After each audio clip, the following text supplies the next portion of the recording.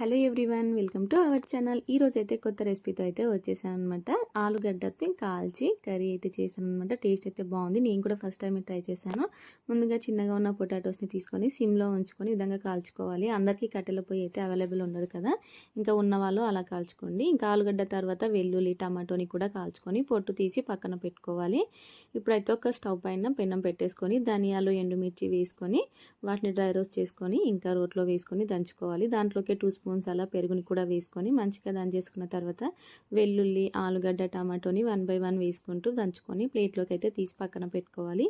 ఇప్పుడు స్టవ్ పైన మందపాటి పెనం పెట్టేసుకొని ఆయిల్ వేసుకొని ఇందాక రోట్లు దంచుకున్న పొటాటో పేస్ట్ అంతా వేసేసుకొని ఈ విధంగా ఆయిల్ కొంచెం పైకి తేలేటప్పుడు ఉప్పు కారం కూడా వేసేసుకొని మరో 5 మినిట్స్ అలా బాగా మగ్గించుకున్న తర్వాత పైనుండి కొత్తిమీర వేసేసుకొని స్టవ్ ఆఫ్ చేసుకొని ఇంకా వేడివేడిగా చపాతీలోకి సర్వ్ చేసుకుంటే చాలా బాగుంటుంది. తప్పకుండా ట్రై చేయండి. వీడియో నచ్చితే ప్లీజ్ సబ్స్క్రైబ్.